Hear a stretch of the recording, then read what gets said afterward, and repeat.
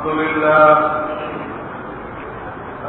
لله نحمده ونستعينه ونستغفره ونؤمن به ونتوكل عليه ونعوذ بالله من شرور أنفسنا ومن سيئات أعمالنا من يهده الله فلا مضل له ومن يضلل فلا هادي له ونشهد أن لا إله إلا الله وحده لا شريك له ونشهد أن سيدنا ومولانا محمدا عبده ورسوله صلى الله تعالى عليه وعلى آله وأصحابه وبارك وسلم أما بعد فأعوذ بالله من الشيطان الرجيم بسم الله الرحمن الرحيم شهر رمضان الذي أنزل فيه القرآن هدى للناس وبينات من الهدى والفرقان فمن شهد منكم الشهر فليصم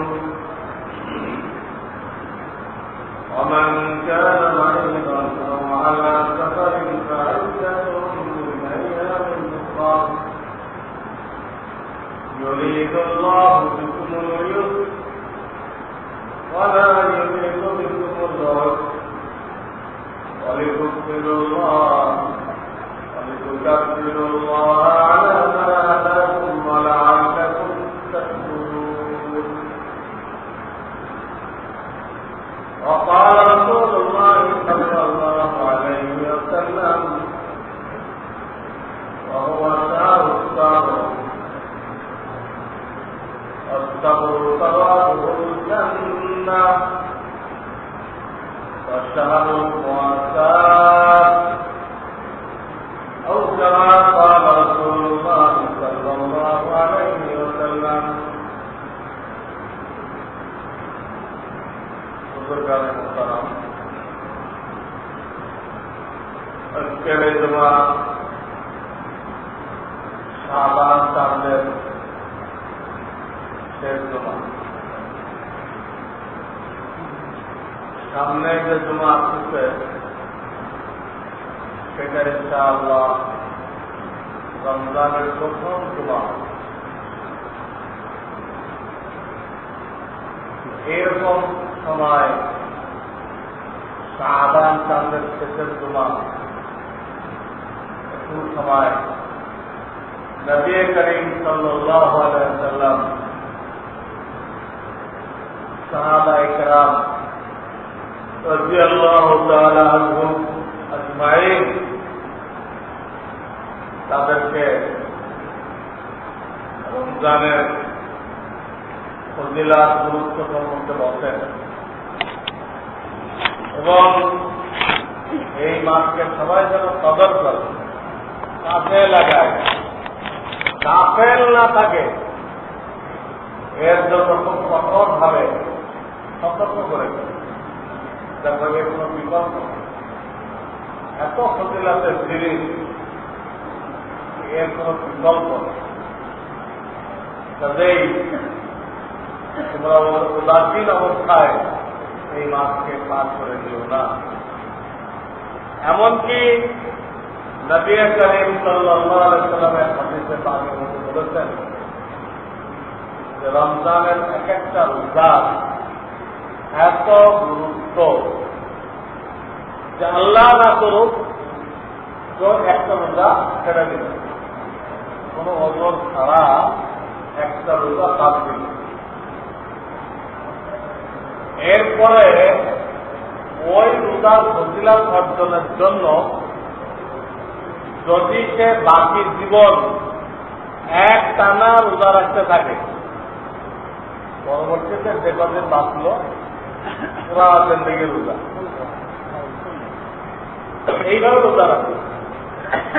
তো নবী করিম সাল্লাল্লাহু আলাইহি ওয়াসাল্লাম বলেন এই বাকি জিন্দেগি কন্টিনিউয়াস যদি রোজা রাখে তো রমজানের যে রোজা ছেড়ে দিল ওই রোজা না ছেড়ে যদি রাখত তখন যে ফজিলত পাইত আল্লাহর নৈকট্য লাভ করত এই বাকি জিন্দেগি রোজা রেখে ওই ফজিলত ওই নৈকট্য লাভ করতে পারবে না। এখন আপনি বলতে চিন্তা করেন একটা লোকের বয়স 30 বছর 15 বছরে তো সব খরচ হয়ে যায়। 20 বছর বয়সে সে একটা রোজা কোনো অনেক মুসলমান দেন কথা একদিন হাজি খাইতে পারে না, বাসার কেউ উঠতে পারে না, সকালে ভেঙে দিচ্ছে আরে হাজি খাইলেই তাদের এই অবস্থা কি সারাদিন থাকা সম্ভব? অনেকে কাণ্ড করে। অথচ দেখা গেছে সাহারি খাওয়াকে আল্লাহ তাআলা ফরজ আদেশ করেন নাই, মুস্তাহাব করেন। এটাকে বরকতের জিনিস বলেছে, এটা খাইলে বরকত পাইবে। কিন্তু কোন ওজোরের কারণে যদি কেউ সাহারি খাইতে না পারে তার ফ্যামিলির কেউ উঠতে পারে না, অ্যালার্ম ভুলতে রাখে, অ্যালার্ম ঠিকই দিচ্ছিল তো 12টায় তার ঘরের ব্যাটারি শেষে ভারতের চেষ্টা কত দুর্বল, রাও ঠিকঠাক করতো তো একই জানে আজকে 12টায় রাত 12টায় আমার ঘরের ব্যাটারি শেষ, এটা চেষ্টা করে কি দিবে না, অ্যালার্ম দিবে না, তাই নাই কারণ আজাদ দিল কারণ সাহায্য খাবে গেলে তো খাওয়া হয়। তো অনেকে ভয় পায় তাই এখন তো আমি সারাদিন পারবো না তো ভেঙে দিই। অথচ এটা অভিজ্ঞতার আলোকে দেখা যায় সাহারি খাইলে আর না খাইলে কোনো পার্থক্য বোঝা যায় না। সাহারি খাইলো আর না খাইলো আর এই রমজানের রোজা নিয়ে তো 11টা পর্যন্ত করা যায়, বেলা 11টা পর্যন্ত নিয়ে করা যায়। তো খাই নাই 15 সময় নিয়ে করে দিচ্ছে চাপ খাবি না খাইতে না খাইতে রোজা রাখলাম এই নিয়ে। অভিজ্ঞতা দেখা গেছে একই সমান লাগে, এমন না যে খাইতে পারি নাই বলে সাংঘাতিক কাহিল হয়ে গেছে এরকম মনে হয়।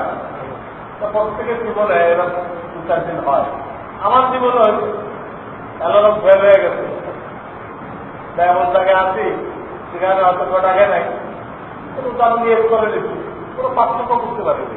তো খাইলেও না খাইল আল্লাহ গায়েবী মদত, আল্লাহ সাহায্য, রোজাদারকে আল্লাহ তাআলা সাহায্য।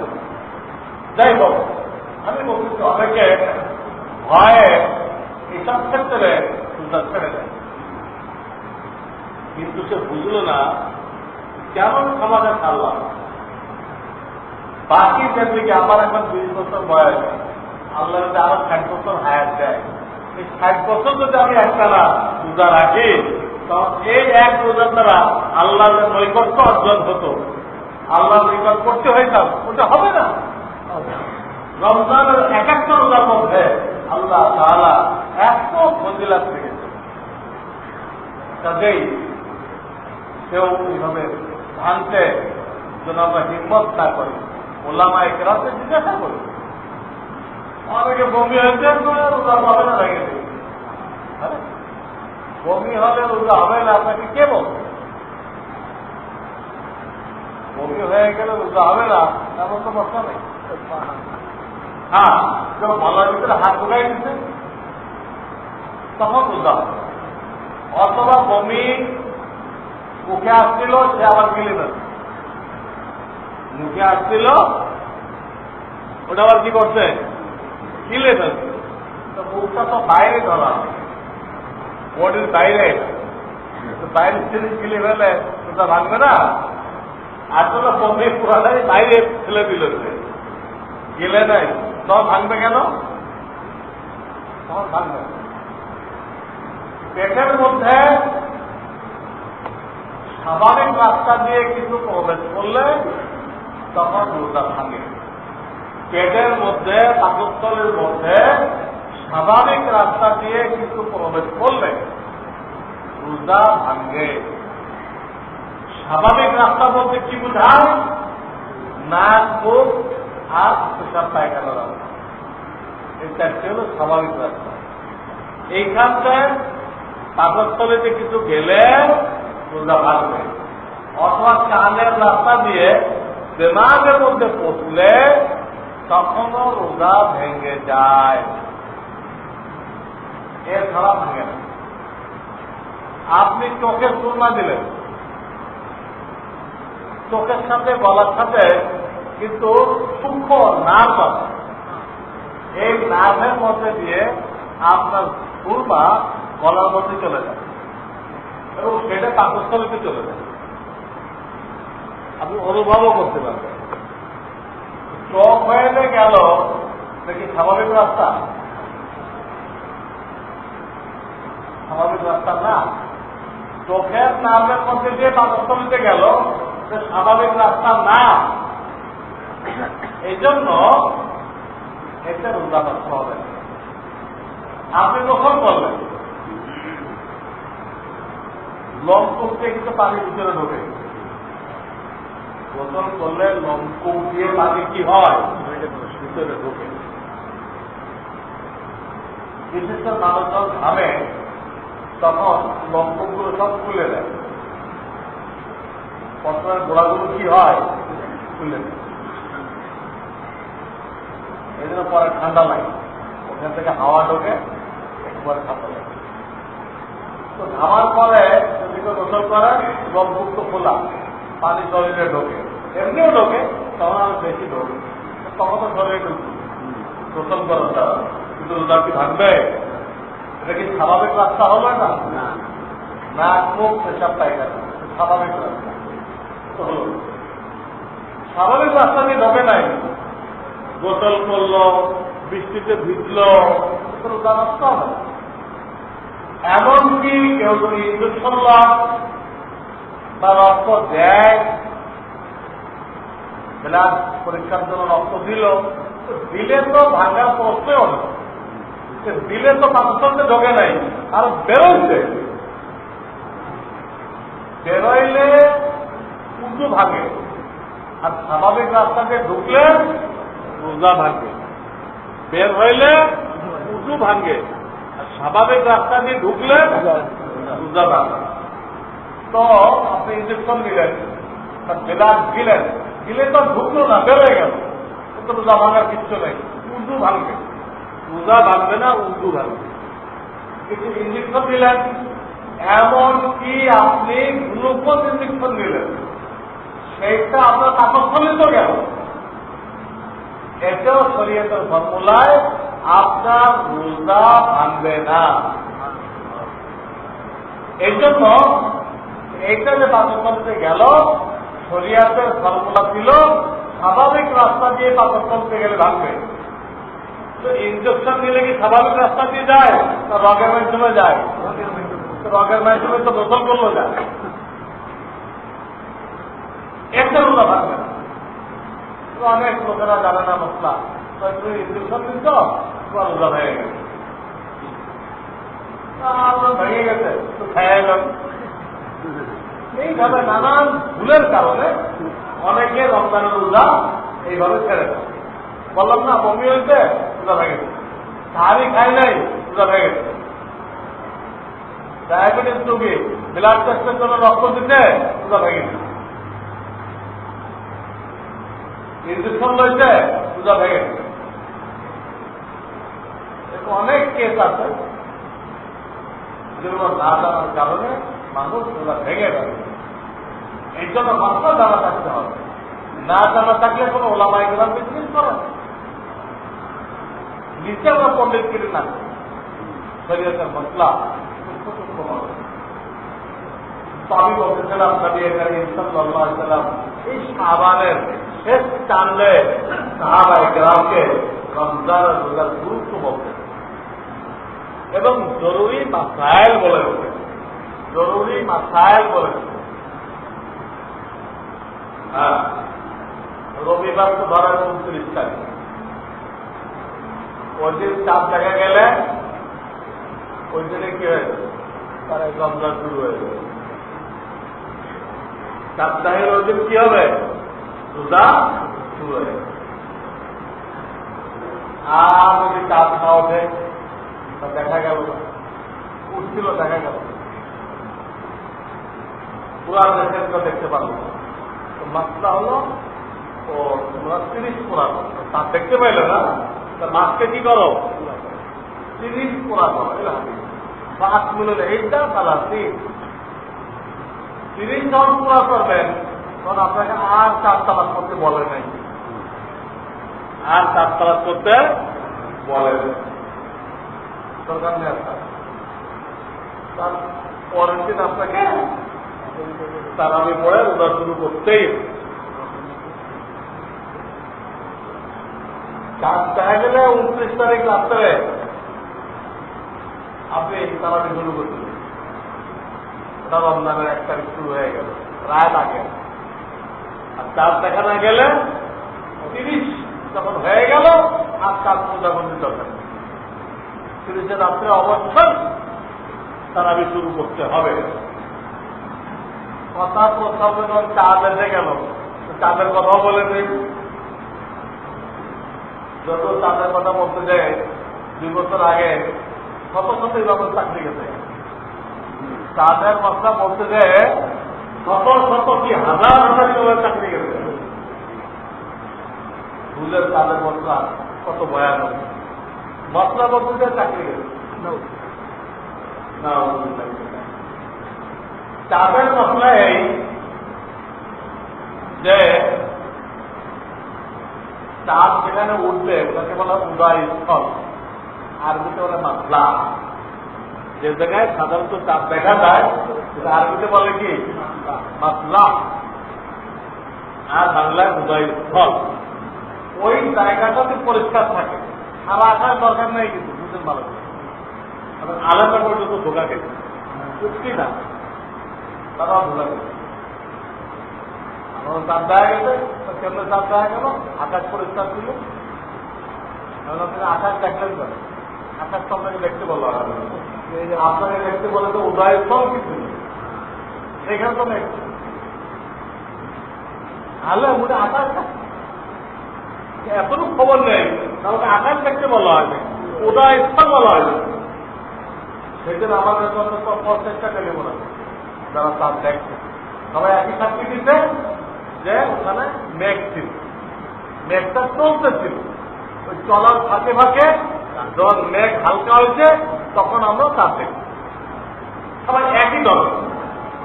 আমার মাদ্রাসাতে যারা দেখছে শিক্ষক ছাত্র এলাকার লোক, তারা যে কথা বলছে টেলিফোনে যারা বলছে একই কথা বলছে।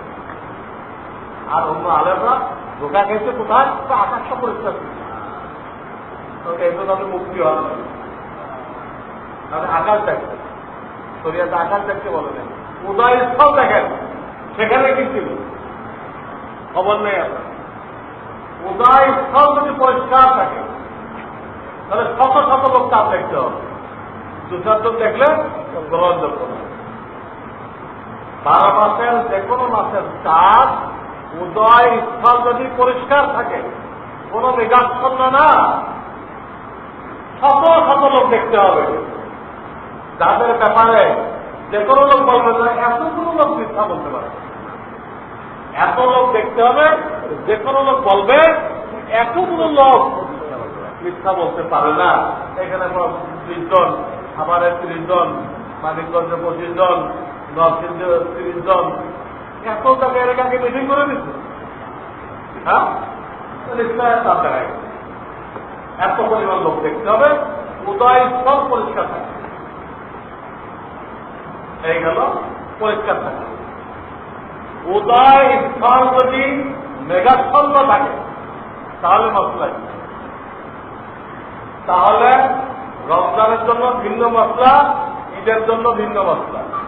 খুব ভালো করে বললেন, আমার বয়ান মনে রাখতে পারলে আটা মুক্তি হয়ে যাবে। ভুল কথা হওয়া সম্ভব না। ভুল হয়েছে গেলে আপনাকে টাইটেল করতে হবে, সেটা ফার্স্ট ডিভিশন পাস করতে হবে। পাস করার পরে কোন পারদর্শী মুক্তির আন্ডারে কমপক্ষে 2 বছর মেহনত করতে হবে। তো টাইটেল করতে হলে আপনাকে 16 বছর সময় দিতে হবে। 16 বছর সময় দিয়ে আপনার মুক্তি কেমন ভুল হওয়ার আর কোনো সম্ভাবনা নেই। আদালত করে দিতে পারবে, যেটা নাকি অন্য আলেমরাও জানে না। যেসব মশলা সাধারণ আলেমরাও জানে না, তা আপনি বলতে পারবেন। আমার সাথে যারা ঘরে, ওদের কাছে অন্য আলেমরা মতো আনে। আমার সাথে যে পাবলিক ঘরে, এদের কাছ থেকে অন্য আলেমরা মতো আনে। এটা মুক্তি সব কি করি? আপনাদের কাছে আলেমরা জিজ্ঞাসা করবে, তারাও ক্লিয়ারটা বলতে পারবে। তো আশা উদয়স্থল যদি মেঘাস্থল না থাকে, তো আমি বলতেছিলাম রমজানের জন্য ভিন্ন মশলা, ঈদের জন্য ভিন্ন মশলা। রমজানের জন্য কি মশলা? একজন যদি থাকে, একজন সেই লোকটা 3 ডাল আর কিছু লাগবে। এক আল্লাহর বান্দা দেখছেন, তো লোকটার নজরে উনি কোনো মিথ্যুক না,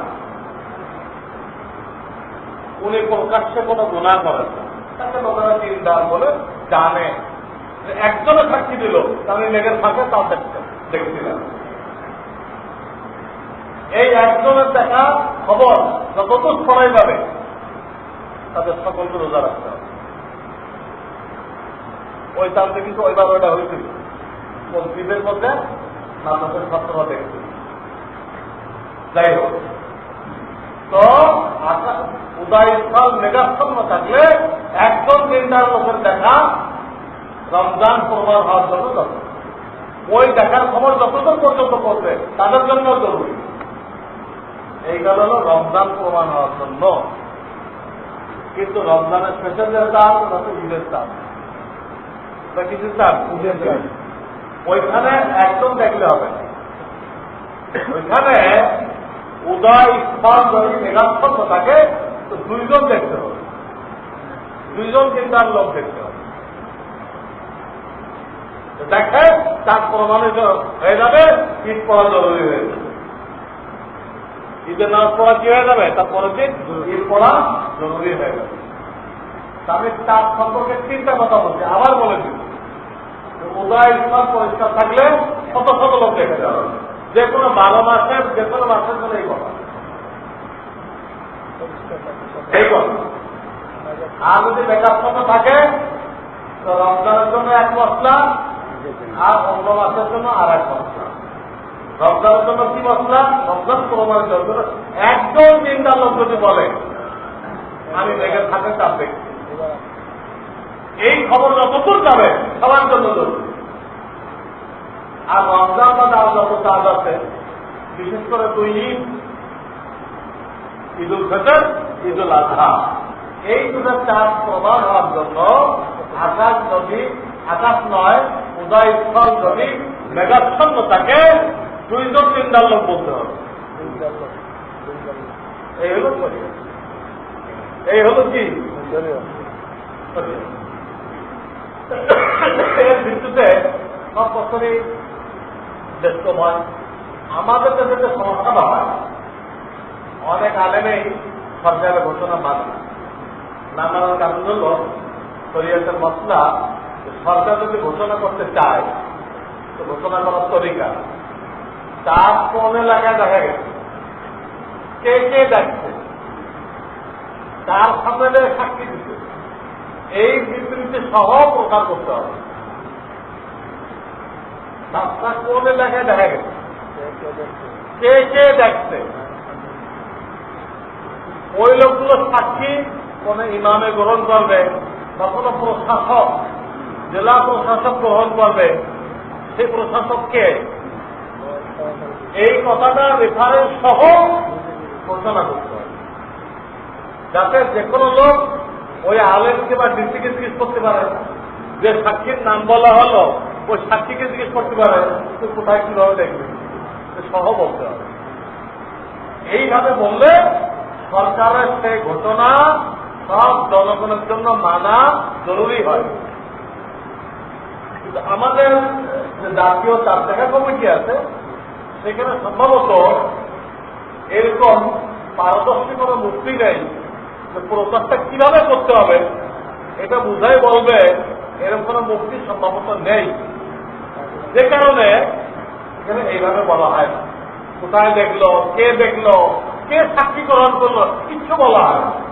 কি বলা হয় যে আজকে সন্ধ্যায় রমজানের চাঁদ দেখা গেছে। এলো চাঁদা কমিটির ঘোষণা যে আজকে সন্ধ্যায়, উদাহরণ দিচ্ছি আমি, রমজানের চাঁদ দেখা গেছে, অথবা আজকে সন্ধ্যায় শাওয়ালের চাঁদ দেখা গেছে। এই যে খবর প্রচার করলো, এর না হাত আছে, না পাও আছে, না মাথা আছে, এইরকম খবর যদি প্রচার করে এটা জনগণের জন্য মানা মেনে নেওয়া জরুরি নয়। তারা তাদের দেখা অনুযায়ী রোজা ঈদ করতে পারবে। আমরা দেখছি রোজা পালন করবো, আমরা দেখি নাই রোজা পালন করবো না। সরকার যা বলছে ঘোষণা দিল, এটা গ্রহণ করা জরুরি। যেমন ধরেন এখন যে চাঁদটা চলতেছে, সরকার ঘোষণা দিল যে চাঁদ দেখা গেছে। সরকারের ঘোষণা অনুযায়ী কি করা হয়েছে, 6 বরাত পালন করা হয়েছে। কিন্তু বহু এলাকায় তারা ওর পরের দিন 6 বরাত করে, পরের দিন। এমনকি পাকিস্তানেও তার পরের দিন 6 বরাত, আমাদের দেশের পরের দিন। আমার এক ভাই মসজিদের খতিব, ইমাম, সরকারি কাজী, প্রত্যেকে আমি জানলাম আমাদের পরের দিন তারা রোজা রাখে, তারা রাখবে। আমি যেটা বুঝে দিচ্ছি, আমাদের সরকার ঘোষণা করলো, সেই হিসেবে 6 বরাত পালন করা হলো, তো হাজারো জায়গায় পরের দিন করবে। কেন তারা মানে নাই? সরকারের ঘোষণা মানে নাই। কেন মানে নাই? সরকারের ঘোষণার ভিতরে যে খবরটা দেয়, হাত পাও নেই, মাথা নেই, কিচ্ছু নেই। অপরদিকে তাদের এলাকাতে তারা কি দেখে নাই, তা দেখে নাই। না দেখার কারণে তারা একদিন পরে শুরু করছে। একদিন পরে শুরু করার কারণে তাদের বরাত কি হয়েছে, একদিন পরে হয়েছে। কেন করছে? তারা তো আলেম, এই জন্য করছে, তারা ঘোষণা মানে নাই। তারাও ঠিক করছে, মানলে মানতে পারে, কেউ না মানে কেউ না মানতে পারে। কিন্তু সরকার ওইভাবে ঘোষণা দেয়, সব মান্য করা কি হয়ে যায়, জরুরি হয়ে। তো সরকার আশ্চর্যজনক যেটা, প্রথম কথা সরকার একটা ঘোষণা দিল, এই হাত পাওয়া মাথা পাওয়া খবর একটা প্রচার করবে। কোন এলাকার আলেম বা ইমাম এটা মানলো না, কারণ আমরা তো দেখি নেই।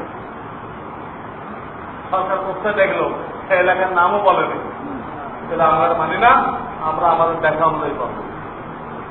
শরীয়তের দৃষ্টিতে বিলকুল ঠিক করবো। সে একদিন পরেও করতে পারে, তাদের দেখা অনুযায়ী, আগেও করতে পারে। তাদের দেখা অনুযায়ী সরকারের ঘোষণা থেকে আগেও করতে পারে, পরেও করতে পারে। তো এক বছর আগে যারা হয়েছিল, ওরা যারা দেখছিল তারা একদিন আগে করছে, আর সরকার করছিল একদিন আগে হইতে পারে, পরে হইতে পারে। এই যে তারা তাদের দেখা অনুযায়ী করলো, সরকারের ঘোষণা তারা মানলো না, যদি শরীয়তের দৃষ্টিতে ভুল করছে, তারা ভুল করে, তারা কিন্তু ভুল করে। এখন আসেন যাদের মনে চায় তারা তার সাথে ঈদ করবে, রমজান পালন করবে, আর যাদের মনে না চায় তারা সরকারের ঘোষণা করবে। যারা করে তারা কি অন্যের উপরে বাধ্যতামূলক করে, তাকে বাধ্য করে?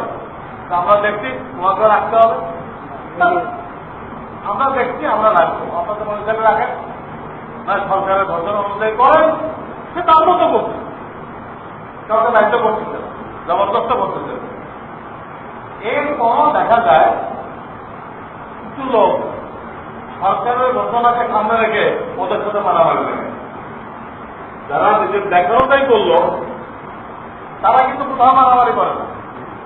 কিছু লোক সরকারের এতটা তরফদারি করে, হ্যাঁ এতটা তরফদারি করে, মনে হয় সরকারকে তারা খোলা মানে সরকারের পক্ষ হয়ে তুমি আগের দিন ঈদ করলে কেন, মারামারি লেগেছে। মারামারি কেন করবে? তুমি কমপ্লেন করো, তুমি সরকারের ঘোষণা অনুযায়ী করো, তোমার সাথে কেউ ঝগড়া করতেছে না, এরা এবার এদের ব্যাখ্যা অনুযায়ী একদিন আগে করতেছে, তুমি ঝগড়া করতে আসছো কেন, তোমাকে চাকরি কে দিচ্ছে, তুমি আল্লাহর গোলাম না সরকারের গোলাম। প্রত্যেক জামানায় দেখবেন কিছু লোক সরকারকে খোদা মানে সরকারটা কেন আপনি মানলেন না, ঝগড়া লাগে। এই লোকগুলো তওবা করা উচিত, এই লোকগুলো তওবা করা উচিত। সরকার তাদের ঠিকাদারি দিচ্ছে, যারা আমার ঘোষণা মানে নাই ওদের মারামারি করো, যার মনে চায় মানবে, যার মনে না আছে তাদের দেখা অনুযায়ী করো। মারামারি কেন করা, সরকারের এতটা গোলামি করা ঠিক না। আপনি সরকারের মন্ত্রী, শরীয়তের ব্যাপারে কি আপনি সরকারকে মানবেন না আল্লাহকে মানবেন? কিন্তু আমাদের লোকেরা সরকারকে, তার পার্টির নেতাকে এতটাও মানে মনে হয় খোদা মানেন। কোরআন শরীফ ডাক শুনে ফেলা হবে, আপনার পার্টির নেতা কিছু বলবেন বললো না, আপনি কিছু বলবেন, আমাদের সঙ্গে কথা বলবেন, তারপরে খুব করে ফেলবেন, রাজধানী প্রয়োজন ফেললো, প্রতিবাদ করেন, তারা আমাদের নেতা কিছু বলেন। কোরআনটা অবমাননা করলো এটা বলতে এখন নেতা বল লাগবে? হ্যাঁ, এই হলো মুসলমানের ইমান।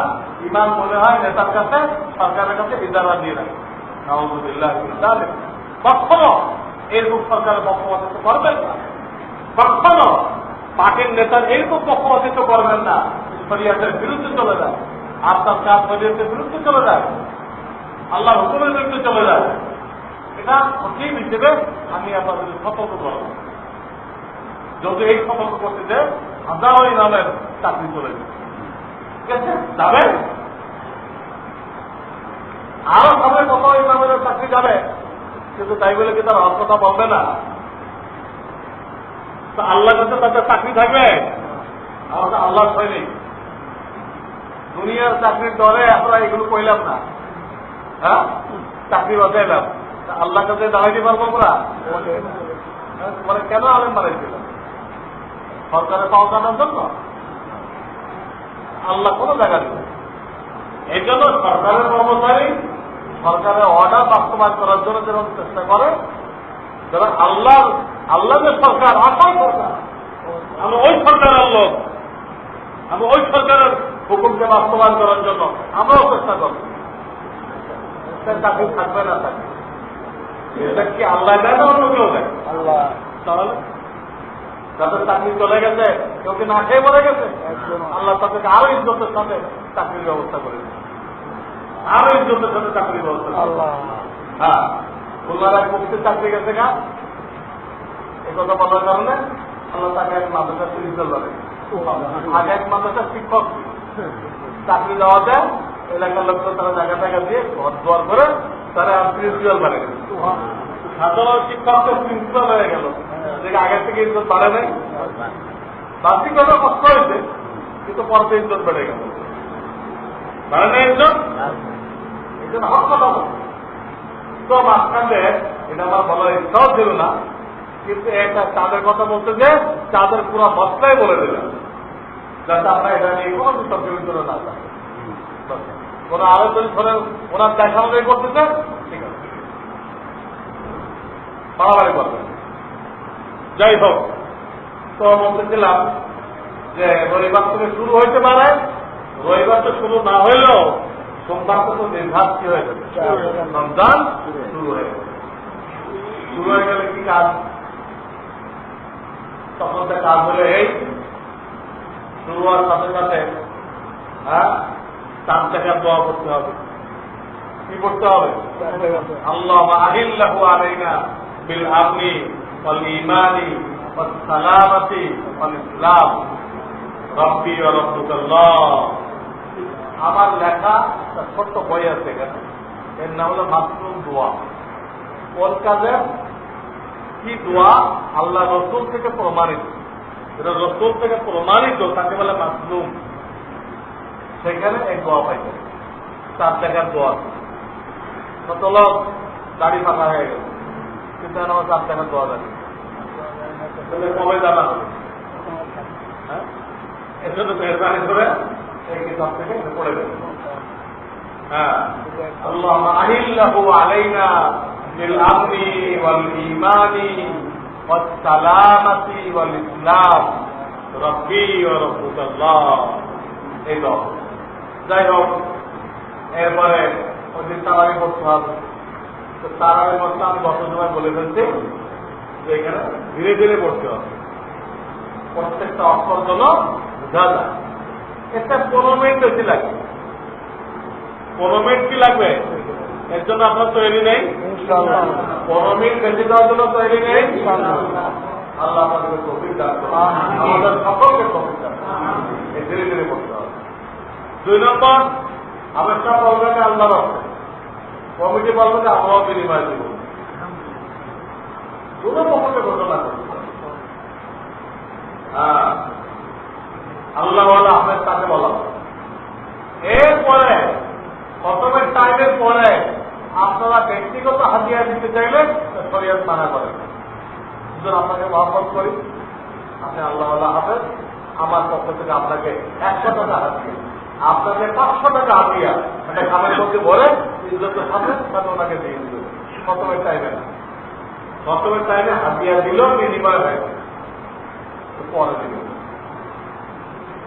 তো এই দুটা সত্য যদি সুস্থ করবেন তারাবি কোনো বিনিময় লেনদেন করবেন না তাহলে কিন্তু আর তারাবি থাকবে এত কষ্ট করে 20 টাকা পড়বেন কিছুই থাকে এবার তারাবি পড়বেন পরে ঘুমায় গেল ঘুমায় চেষ্টা উঠে প্রথম কাজ তাহাজ্জুদ পড়বে হ্যাঁ তাদের বাকি 11 মাস তাহাজ্জুদ পড়ার তৌফিক হয় নাই রমজান অন্তত কি করবেন আরে এক মাস ছিল আমরা তৌফিক কে দিতে পারে আর আপনাকে সাহারি খাওয়া দাওয়া উঠতেই হবে একটু আগে ওঠেন খাইতে যে টাইম লাগে তার থেকে 20 মিনিট আগে ওঠেন তো উজু করে হ্যাঁ 4 রাকাত 2 রাকাত যা পারেন যে কোনো সূরা দিয়ে পারেন তাহাজ্জুদের নিয়তে কয়েক রাকাত পড়ে তাহাজ্জুদের নামাজের দ্বারা আল্লাহ তাআলা এত বেশি নৈকট্য লাভ হয় কোন নফলের দ্বারা হয় না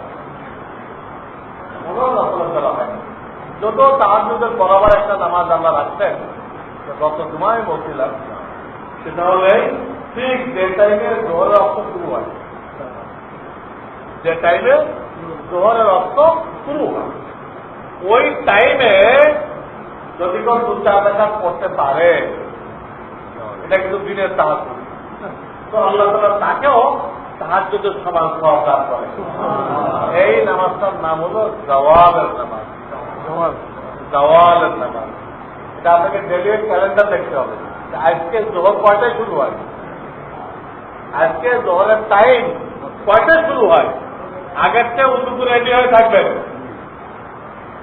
যে জোহরের টাইম শুরু হবে সেই পরে 2 রাকাত চিন্তা করবে তাহাজ্জুদের সমান সওয়াব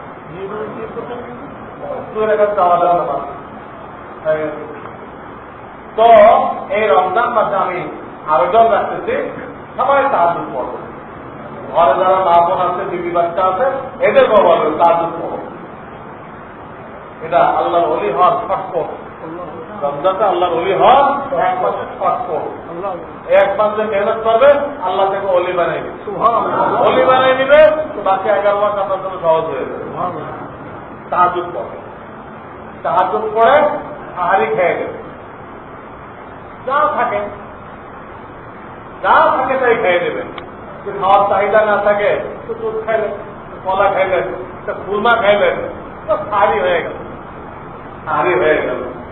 সারি খাইলেন তখন নিয়ত করে ফেলবেন সারি খাওয়া মুস্তাহাব সারি খাওয়া বরকতের জিনিস কি নিয়ত করবেন আমি আজকে রোজা রাখা নিয়ত করলাম আমি আজকে রোজা রাখার নিয়ত করলাম এই নিয়ত করলাম 11টা পর্যন্ত করা যাবে আগের যুগে লোকেরা নিয়ত করত আমি আগামীকাল রোজা রাখার নিয়ত করব আগের যুগে লোকেরা এরকম নিয়ত করত এখন পরে মনে হয় আরবিতে বলে নওয়াইতু গদান মিন শাহরে রমাদান নওয়াইতু গদান এই গদান মানে আগামীকাল পরে ওই নিয়ত কিন্তু নেই কোনো হাতে কোথাও আর বাংলা কইলে ওই গদানের তর্জমা কি আগামীকাল বললো আগামীকাল বলে বাংলায় কইলেও কি বলে আগামীকাল বলেন। আপনাকে আগামীকাল রোজা নিয়ে করতে করছে কে? আপনি এখন তোমার নষ্ট করবেন, এখন তোমার নিয়ে করবেন না আগামী তোমার নিয়ে করবেন? আগামীটা আগামীতে করবেন, এখন তো আজকেটা করতে হবে। রোজাতে এরকম আপনি আজকে রোজা নিয়ে করবেন, আগামীকালে নিয়ে করতে কেন? আগামীকাল ইসলামের যে রাত আগে আছে, এই রাতের দিন তো কালকে ওটা আমাদের আসছে, এই রাতের দিন তো ওটা আগামী হলো না। নিয়ত করবে, নিয়ত করার পরে রমজানে ফজরের নামাজ ওয়াক্ত হওয়ার সাথে সাথে পড়া মুস্তাহাব। বাকি 11 মাস বেলা উঠার আধা ঘন্টা 25 মিনিট আগে পড়া মুস্তাহাব। রমজান বাদে বাকি 11 মাস বেলা ওঠার আধা ঘন্টা 25 মিনিট আগে ফজরের নামাজ পড়া উত্তম, কিন্তু রমজানে এই মত না। রমজানে একটা দেরি করে পড়লে মুস্তাহাব হবে না। রমজানের মুস্তাহাব হলো অক্ত হওয়ার সাথে সাথে আজান দিয়ে দেবেন, আজানে পরে সুন্নত পাবেন, সুন্নত পড়ে নামাজ পড়ে ফেলবে। রমজানে আউয়াল অক্তে ফজর নামাজ পড়া মুস্তাহাব, আউয়াল অক্তে ফজর পড়া মুস্তাহাব। আর অন্য 11 মাস শেষ অক্তে বেলা ওঠার 25 মিনিট 30 মিনিট আগে ফজরের ফরজ পড়া মুস্তাহাব। এইভাবে ফজর পড়বে। ফজর পড়ার পরে রোজা রেখে আপনার কাজ কি? রোজা রেখে একটা কাজ হলো নিজের চোখ, কান, মুখ, হাত, পাও, দিল, দিমাগ এইগুলোকে গুনাহ থেকে বাঁচানো। এই হল রোজার মূল লক্ষ্য উদ্দেশ্য। রোজার মূল লক্ষ্য উদ্দেশ্য গুনাহ থেকে বাঁচানো। যা আল্লাহ মুত্তাকুন, আর মুত্তাকিতে হলো আল্লাহ বলে হয়ে একটা কাজ, গুনাহ থেকে বাঁচানো। 2 নম্বর তেলাওয়াত বাড়াইতে হবে। কি বাড়াইতে হবে? অন্য মাসের তুলনায় তেলাওয়াত বাড়াইতে হবে। তো গুনাহ থেকে বাঁচা, তেলাওয়াত বাড়ানো। 3 নম্বর লা ইলাহা ইল্লাল্লাহ এর জিকির বাড়াইতে হবে। 4 নম্বর ইস্তেগফার বাড়াইতে হবে, যে কোনো ইস্তেগফার বাড়াইতে হবে। 5 নম্বর আল্লাহর কাছে জান্নাত চাইতে হবে, জাহান্নাম থেকে মুক্তি চাইতে হবে। আরবিতে বললে এভাবে বলবেন, আল্লাহুম্মা ইন্না নাসআলুকাল জান্নাহ, বলেন ওয়া নাউযু বিকা মিনান নার। প্রথমটা জান্নাত চাইলেন, কটা জাহান্নাম থেকে মুক্তি চাইলেন। কটা কাজ হলো? এটা নোট করে গুনাহ করা যাবে, তেলাওয়াত বাড়াইতে হবে, লা ইলাহা বাড়াইতে হবে, ইস্তেগফার বাড়াইতে হবে, আর জান্নাত চাওয়া আর জাহান্নাম থেকে মুক্তি। এই কটা কাজ যেন ইহতিমামের সাথে হয়।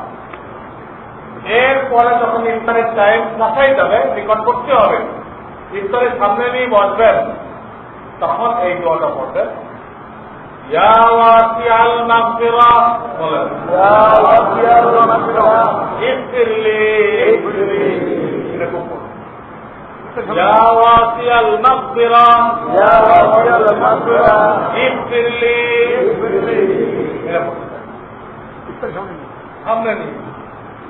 এটা যতবার পড়বেন বাচ্চাদেরকে শিখাই দেবেন।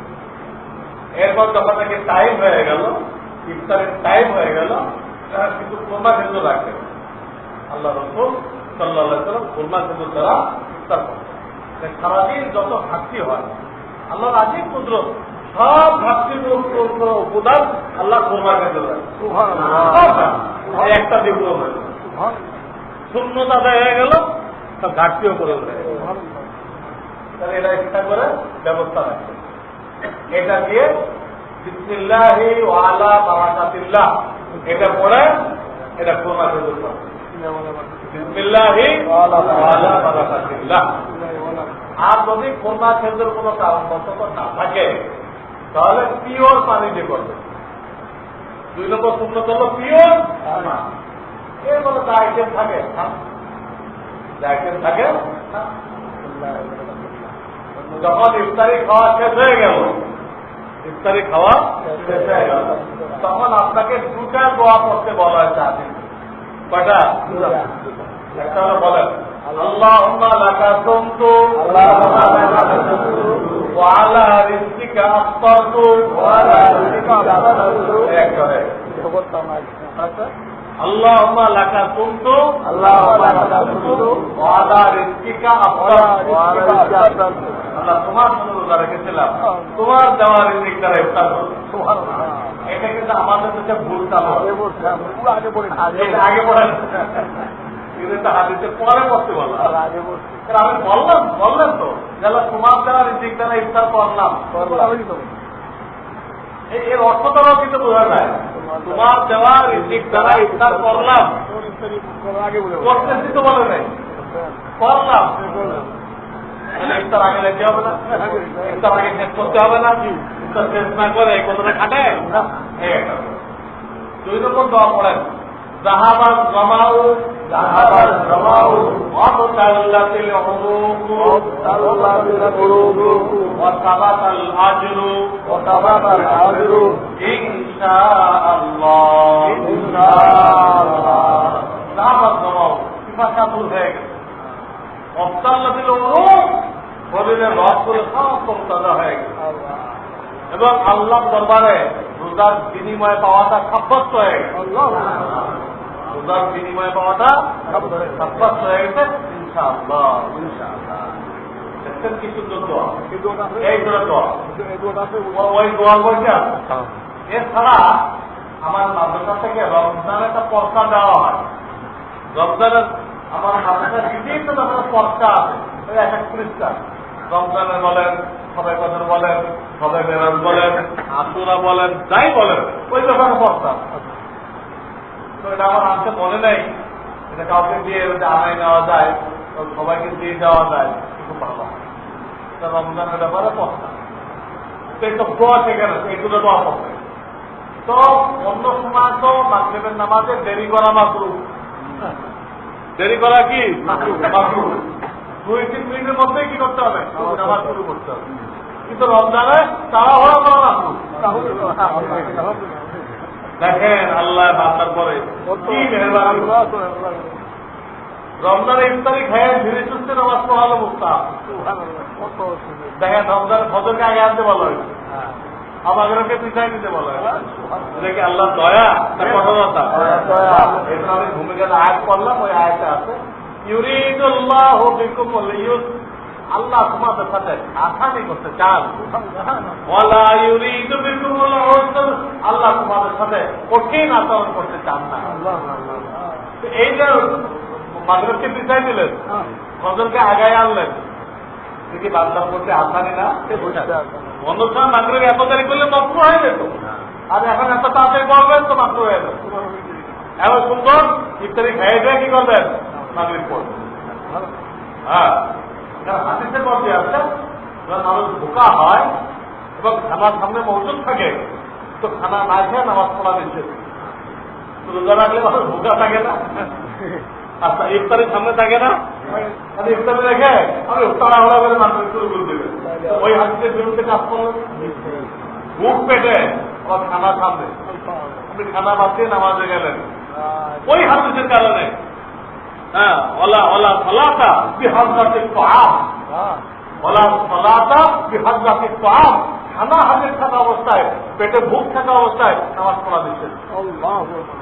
এটা আপনি ভুক লয়ে মাগরিব পড়বেন তো মাকরুহ হয়ে যাবে। যাদের সুন্দর করে কমপক্ষে 15 মিনিট টাইম দেওয়া চাই, 20 মিনিট দিলে আরো ভালো। এই টাইম দিবেন, দিয়ে মাগরিব শুরু করবেন, এইভাবে মাগরিব পড়বেন। তো আমি একটা পরামর্শ দিয়ে থাকি, অনেকে করে কি ইফতারের সময় এক প্যাট খায়, তারাবির সময় আর এক প্যাট খায়, খাওয়ার সময় আর এক প্যাট খায়। এতে পরে দেখা যায় রমজান আল্লাহ সিয়াম সাধনা হয়েছিল, কিন্তু হয় না, উল্টা হয়ে কোন সাধনা নেই। সাধনা হয়েছে বেশি খাওয়া সাধনা, আল্লাহ তো কম খাওয়া সাধনা চাইছিল, কিন্তু হে করছে কিছু সাধনা, এত খানা খাওয়ার দায়িত্ব পালন করছে। আবার চেষ্টা তারাবির পরে খাইছে, আবার শেষ রাত্রে খাইছে। এই লোকের এই রোজা দ্বারা কি হবে? রোজা দ্বারা আল্লাহর একটা উদ্দেশ্য কি? পাকস্থলীকে একটু রেস্ট দেওয়া, যাতে বাকি 11 বার সুন্দর কাজ করতে পারে। শুধু ইবাদত না, এই ইবাদত দ্বারা তিনি আমাদের দুনিয়াকেও সুন্দর করতে চাইছে, স্বাস্থ্যকে মধ্যম করতে চাইছে। সব বিধর্মীরা আজকাল আমাদের এগুলো নিয়ে নিতেছে, তারা আমাদের মুসলমানে নিয়ে গেছে, হত্যা করে না, নিয়ে গেছে, না হলে সব গণরিয়া হয়ে গেছে, সব আবার আমাদের রোজা নিয়ে গেছে। তো রোজা না হলে পাকস্থলী নষ্ট হয়ে যায়, ভালোবাস চালাইলে বেশি নষ্ট হয়ে যায়। একটু রেস্ট দাও। রেস্ট দিতে হলে আমরা এখন যে তরিকায় খাইতেছি গলত তরিকা। সহি তরিকা কোনটা? সহি তরিকা হলে এই যে আপনি এই মাগরিবের সময় এক বেলার খানা খেয়ে দেবেন। হ্যাঁ, ইফতারের সময় এক বেলার খানা খেয়ে দেবেন। এর তরিকা কি? এর দুই রকম তরিকা হইতে পারে। যা খাওয়ার ইফতারের সময় খেয়ে নেন, আর নেই, এটা কাঁকড়াইলে করে। আচ্ছা, আপনার কোনো হতে পারে আধা পেট ইফতারি খান, আর মাগরিব পড়েছে আধা পেট খান। এই মাগরিবের আগে কিছু মিলে এক পেট, এক বেলা হয়ে গেল। মাগরিবের আগে কিছু মিলে এক পেট এক বেলা। তারাবির পরে আর খাইবেন না, খাইলেও অতি সামান্য, হালকা, খুব হালকা, এখানে খাইবেন না। আর শেষ রাত্রে খাইবেন, এটা আপনার খুব ভালো ভোগ লাগবে, আরই ভালো করে খাইতে পারবেন। খানা টোটাল আবার 2 অক্ট হবে। কেন হয়েছে? মাগরিবের আগে পরে মিলে 1 অক্ট, মাগরিবের আগে পরে মিলে 1 অক্ট মাছই খাইবেন। ইফতারি বেশি খান তা খাইবেন না, আর ইফতারে আধা পেট খাইলে মাগরিব পড়ে আছে আর আধা পেট খাইবেন। আর আরেক সময় খাইবেন, কয় বেলা হলো? কোন 2 বার খান, কোন 2 বার খান। তো ডায়াবেটিস রোগের আপনার থাকতে পারে না, তাহলে পরে হালকা কিছু খাইবে, একটা কলা খাইল, হ্যাঁ বুঝেন নাই, সিঙ্গাড়া খাইল, এটা অসুবিধা নেই। কিন্তু ভরা পেট খাইবেন কয়বার? 2 বার। তাহলে এক বেলা কমলো কিনা? এটা ঠিক আছে। এটা আপনার পেট দিনে একবার রেস্ট পাইলো, রাত্রে একবার কি পাইলো? রেস্ট পাইলো। ইয়ার সাধন দ্বারা আল্লাহ যে উদ্দেশ্য ছিল পূরণ হয়ে গেল। আশা করে আপনারা বুঝতে পারছেন। আল্লাহ তাআলা আমাদেরকে আমল গ্রহণ করবে। আলহামদুলিল্লাহ।